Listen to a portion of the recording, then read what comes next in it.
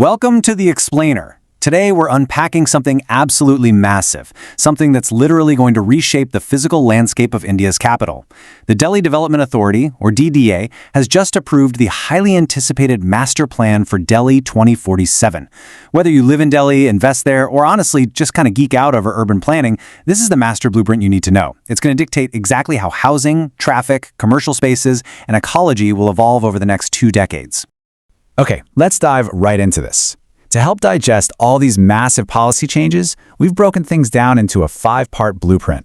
We'll look at the overarching 2047 vision, how they're unlocking land for new housing, the major upgrades for old DDA units, new zoning rules for the Yamuna and green areas, and we'll wrap up with a grounded reality check for buyers. Kicking things off with the blueprint for Delhi 2047, defining the capital's long-term growth. So to really grasp where the capital is headed, we first have to understand what a master plan actually does.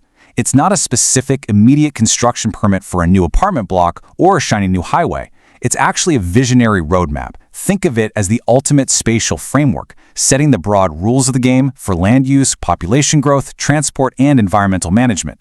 It's the overarching strategy for how the entire city functions, not just an overnight construction plan.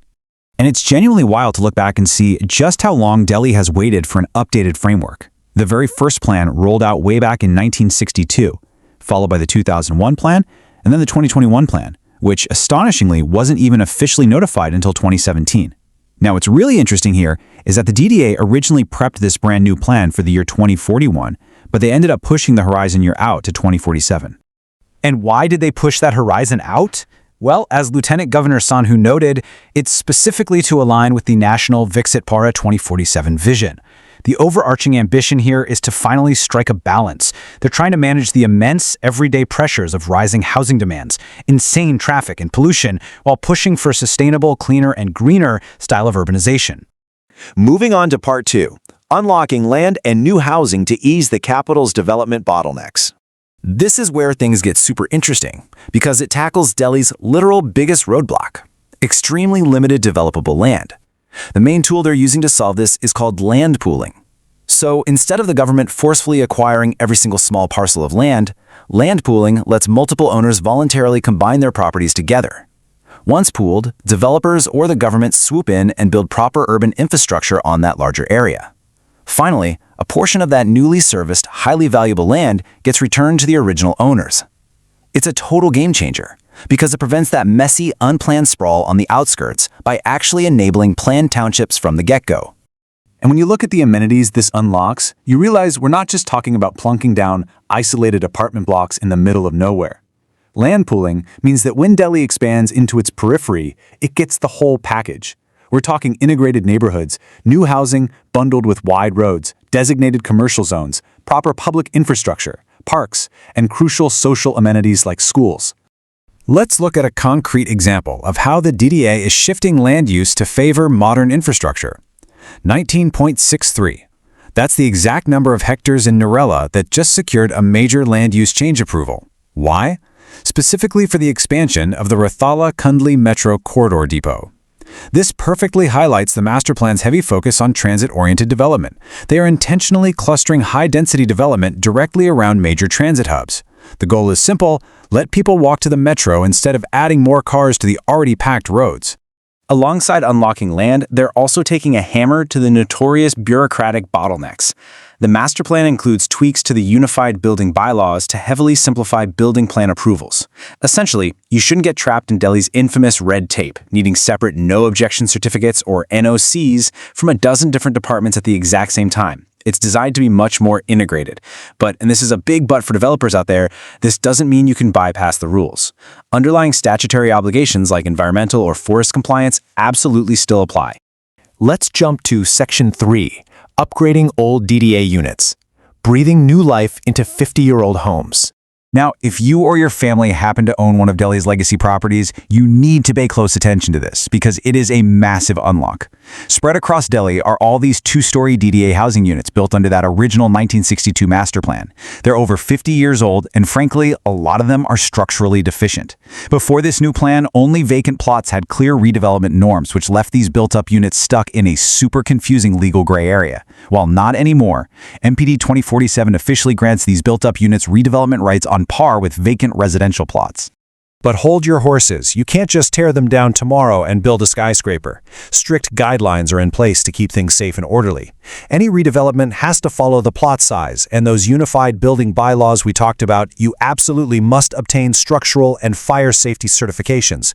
You have to stick to the applicable floor area ratio, or FAR, and height norms. And yes, these redevelopments will be subject to conversion charges, scrutiny fees, and betterment levies. On to Section 4. Zoning the Yamuna and green areas, balancing ecology with commerce. This part is a real game changer for how Delhi treats its most sensitive ecology. Historically, the entire 22-kilometer stretch of the Yamuna floodplain was treated as one single, highly protected O-zone where almost all development was barred. MPD 2047 cleverly splits this into two distinct regulatory zones. Zone O1 covers the active 1 in 25-year floodplain, and the strict rule remains: absolutely zero construction allowed. But then you have Zone O2, which sits just outside that boundary.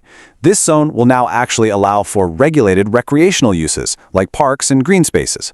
It's a really strategic compromise between total restriction and giving the public usable green areas. Get ready for another major transformation regarding the city's green spaces. 70. That is the number of peripheral villages that are falling under a brand new framework called the Green Development Area, or GDA. This GDA policy is basically going to rewrite the skyline for places like Chhatarpur, Satbare, and Mahroli. The framework explicitly permits vertical commercial growth in these 70 villages. It offers a much higher floor area ratio, meaning developers can build taller, denser structures. However, to make sure this doesn't turn into a congested nightmare, the policy strictly mandates robust infrastructure, requiring minimum road widths of 12, 18, and 30 meters. It's a very bold attempt to organize the often chaotic urban fringe. And that brings us to our final section, the reality check for buyers, pitting the master plan against market reality. We've talked about some incredibly exciting, visionary changes today. But as residents and investors, we've got to separate the glossy planning document from what's actually happening on the ground. So, here's the burning question. If your property is suddenly designated in a new transit-oriented zone or a green development area, does its value instantly skyrocket tomorrow? Well, the pragmatic answer is not necessarily. We kind of have to debunk the myth that an announced zoning plan guarantees an overnight real estate boom. Let's pump the brakes and build a realistic picture here. First up, while this plan is approved by the DDA, it is not legally enforced just yet. It's still pending final notification from the Union Ministry of Housing and Urban Affairs. Things could still be tweaked. Furthermore, market values depend on actual execution. Roads being paved, sewage systems being laid, real building permissions being granted, and metro lines actually finishing construction. That is what ultimately dictates property prices, not just new lines drawn on a zoning map. Which leaves us with this final thought to chew on. A master plan is quite literally just a piece of paper until that very first brick is laid. MPD 2047 offers an incredibly ambitious, forward-looking blueprint to make Delhi a more sustainable, high-density, and organized capital over the next 20 years. But the real test isn't in the drafting, it's in the execution. So what do you think? Does Delhi have the bureaucratic and physical capability to successfully execute this massive 2047 vision? Keep exploring the forces shaping our cities, and thank you so much for joining me on this explainer.